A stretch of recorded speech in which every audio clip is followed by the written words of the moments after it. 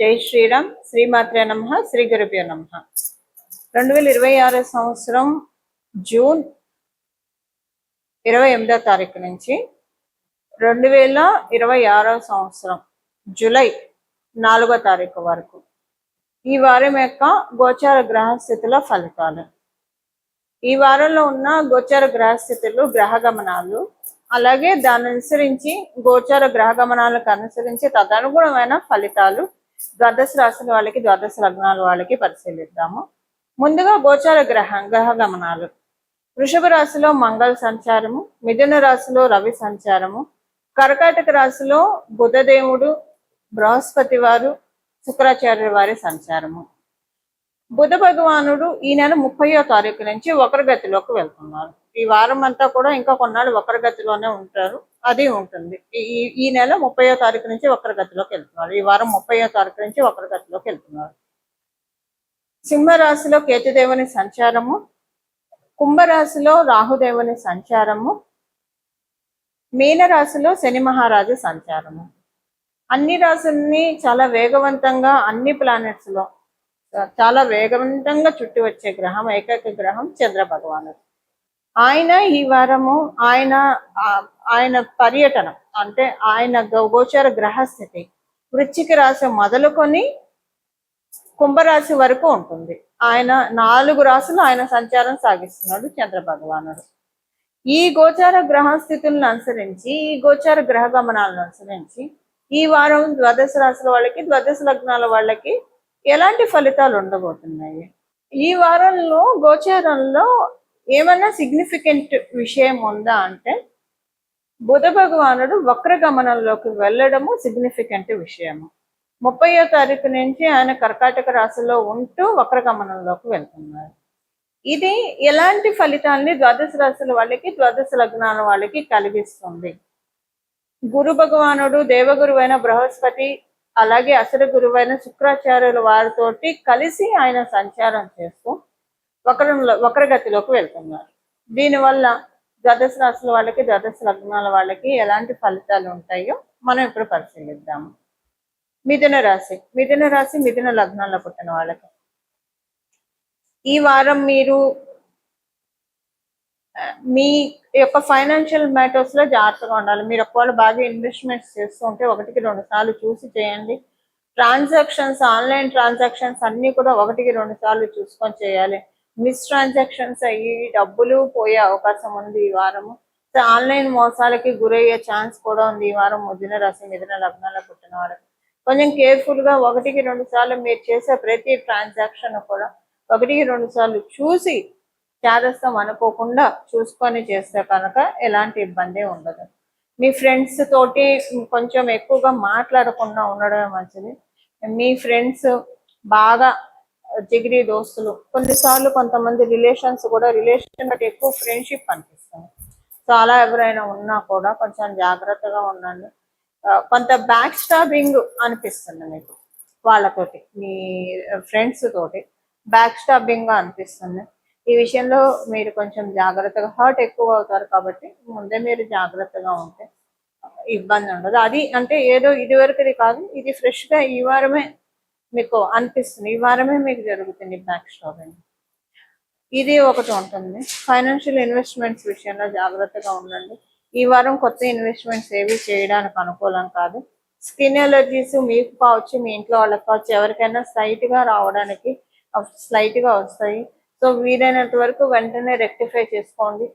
Concern medicines వేసుకొని rectify చేసుకోండి. లేకపోతే ఇది కొంచెం పెద్దది అవుతుంది. మీకు వచ్చినా, మీ ఇంట్లో వాళ్ళకి వచ్చినా వెంటనే అలర్ట్ అవ్వండి. రెస్పిరేటరీ డిజార్డర్స్ కూడా ఈ వారం కొంత ఉంటాయి. ఎక్కువగా ఊపిరి బాగా తీసుకోవాల్సి వస్తుంది. మీరు వీలుంటే బ్రీత్ ఎక్సర్సైజ్ చేయండి, అప్పుడు దీన్ని మీరు అధిగమించవచ్చు. ఈ ఉద్యోగస్తులకి, వ్యాపారస్తులకి అందరికీ కూడా నార్మల్ గా బాగుంది. పెద్దగా గొప్పగా లేదు, అలాగని మరీ ఇబ్బందిగా కూడా లేదు, న్యూట్రల్ గా ఉంది. ఇవి వారి యొక్క గోచార గ్రహస్థితుల ఫలితాలు మిథున రాశి, మిథున లగ్నంలో పుట్టిన వాళ్ళకి. ఈ వారం చేసుకోవాల్సిన పరిహారము. బుధ భగవానుడు వక్రగతిలోకి వెళ్ళారు కాబట్టి ఈ వారంలో మొదటి 2 రోజుల తర్వాత 30వ తారీఖు నుంచి మొత్తం కూడా ఈ వారం మొత్తం కూడా విష్ణు సహస్రనామం చదువుకోవడము, అత్యద్భుతమైన ఫలితాలని ద్వాదశ రాశుల వాళ్ళకి, ద్వాదశ లగ్నాల వాళ్ళకి కలిగిస్తుంది. విష్ణు సహస్రనామం కావచ్చు, లలిత సహస్రనామం కావచ్చు, శివ సహస్రనామం కావచ్చు, ఏదైనా కూడా సహస్రనామాల్ని చదవడం వల్ల లేదా వినడం వల్ల చాలా మంచి ఫలితాలు వస్తాయి. మీకు కుదిరితే కనుక ఉదయం పూట అమ్మవారి సహస్రనామము, మధ్యాహ్నం పూట విష్ణుమూర్తి సహస్రనామము, అలాగే సాయంత్రం పూట శివుడి యొక్క సహస్రనామాలు, ఇవి చదవడం కానీ వినడం కానీ చేస్తే చాలా మంచిది. ఈ రెండిట్లో ఏది లేదు, ఏది రోజులో ఏదో ఒకసారి ఏదో ఒక సహస్రనామం మీకు ఏ టైంలో కుదిరితే ఆ టైంలో చదవండి. అంటే చదవడం అయితే స్నానం చేసి శుచులయ్యి దేవుడి దగ్గర దీపారాధన చేసి చదవండి. ఒకవేళ మీకు అలా కుదరలేదు, బిజీగా వెళ్తూ ఉన్నారు, వినడానికి ఎప్పుడైనా వినచ్చు. సో మీరు ఏ ప్రదేశంలో ఉన్నా మీరు చక్కగా ఇప్పుడు మనకి యూజర్ ఫ్రెండ్లీగా ఉంది కాబట్టి యూట్యూబ్లో మీరు పెట్టుకొని వినండి. ఏదైనా చేయండి, మంచిదే. ఈ వారము బుధుడు వక్రగతిలోకి వెళ్ళడము, అలాగే ఉచ్చ స్థితిలో గురు భగవానుడు ఉన్నప్పుడు కర్కాటక రాశిలో ఆయన వక్రించడం మంచిది. కారణం ఏంటంటే కర్కాటక రాశి ఆయనకంత అనుకూలమైన రాశి కాదు, శత్రు క్షేత్రం కాబట్టి. ఈ రాశిలో ఆయన వక్రిస్తూ ఆయన వెళ్ళేది మిథున రాశిలోకి కాబట్టి మంచి ఫలితాన్ని ఇస్తాడు. బుధుడు ఏంటంటే ఆయన అంటే అన్ని ప్లానెట్స్ లో ఒక్కొక్క తత్వం ఉంటుంది, ఐశ్వర్యాన్ని ప్రసాదించే తత్వం. ఇప్పుడు శనీశ్వరుడు ప్రసాదిస్తే తరతరాలకి ఇచ్చేస్తాడు ఐశ్వర్యాన్ని ఇస్తే. బుధుడు ప్రసాదిస్తే చాలా స్మార్ట్ గా ఇన్వెస్ట్మెంట్ చేసి వాటిల్ని మనం అంటే డబ్బులు గుడ్లు పడతాయి. బుధుడు ప్రసాదించేది ఎవరి కళ్ళల్లో పడకుండా చక్కగా, అంటే ఎవరి కళ్ళల్లో పడకుండా అంటే నా ఉద్దేశము, ఇప్పుడు కొన్నిసార్లు ఎదుగుతుంటే ఈర్ష్య అసూయ ద్వేషాలు ఉంటాయి, ఇలా లేకుండా వాళ్ళ జోలికి ఎవరు వెళ్ళరు, అంతే. వాళ్ళు ప్రశాంతంగా వాళ్ళ పని ఏదో వాళ్ళు చేసుకుంటారు, వాళ్ళు సంపాదించుకుంటారు. అలాంటి ధనాన్ని ఇస్తాడు బుధ భగవానుడు.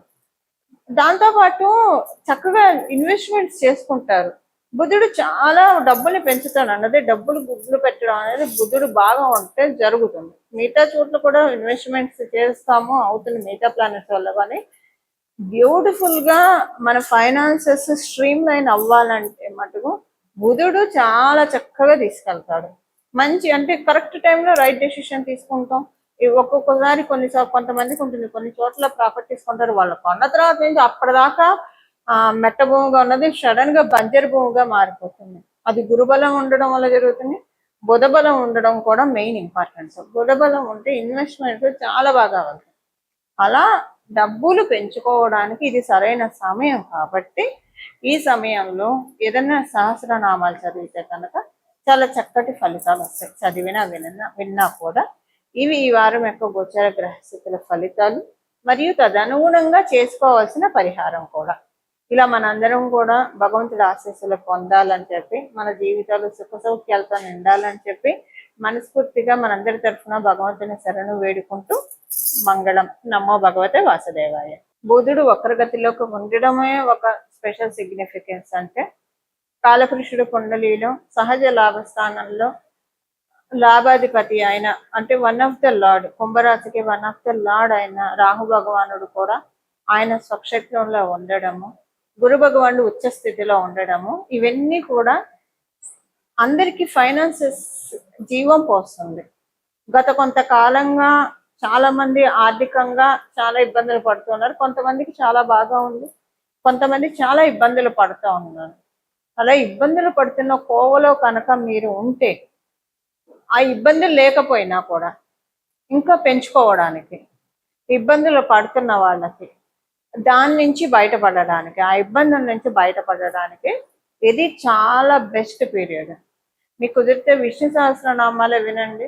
అందులో విష్ణు సహస్రనామాల్లో లాస్ట్లో మనకి చెప్పినట్టు శివుడు పార్వతి యొక్క సంవాదం ప్రకారము శ్రీరామ రామ రామ అనుకుంటే విష్ణు సహస్రనామం చదివిన ఫలితం వస్తుంది. కాబట్టి రోజంతా కూడా మనసులో శ్రీరామ రామ రామ శ్రీరామ రామ రామ శ్రీరామ రామ రామ అని అనుకోవడము అత్యద్భుతమైన ఫలితాన్ని కలగజేస్తుంది. కర్కాటక రాశి చరిత్రను కూడా సూచిస్తుంది. ఏదైనా పురాణాలు చదవడము లేదా వినడము ఇలాంటివి చేసినా కూడా చాలా సత్ఫలితాలను వస్తున్నాయి. అందులో అక్కడ దేవగురు అయిన బృహస్పతి ఉండడం వల్ల శివ మహాపురాణాన్ని చదివినా చాలా మంచి సత్ఫలితాలు వస్తాయి. భాగవతము చదివిన దేవి భాగవతం కావచ్చు, శ్రీమద్ భాగవతం కావచ్చు, చాలా మంచి ఫలితాలు వస్తాయి. కారణం ఏంటంటే ఇప్పుడు గురువు శుక్రుడు ఇద్దరు కూడా అక్కడ సంచారం చేయడం, ఇద్దరు గురుదేవులు సంచారం చేయడము ఏదన్నా భగవంతుడికి సంబంధించిన లీలల్ని తెలుసుకోవడానికి, వినడానికి, తద్వారా మనకి మంచి రిజల్ట్స్ వస్తాయి. అంటే మనకి స్వామి కార్యం స్వకార్యం అంటాం కదా, ఇక్కడ అది జరుగుతుంది. భగవంతుడి యొక్క లీలల్ని తెలుసుకుంటూ ఉంటే మన జీవితాన్ని చక్కగా మంచి రైట్ పాత్రలోకి తీసుకువెళ్ళి మనకి చక్కటి ఐశ్వర్యాన్ని ప్రసాదిస్తాడు భగవంతుడు. ఇలా మనం అందరం కూడా భగవత్ కృపకి పాత్రలు అవ్వాలని చెప్పి మనందరి తరఫున భగవంతుడిని మనస్ఫూర్తిగా శరణి వేడుకుంటూ మంగళం. నమో భగవతే వాసుదేవాయ.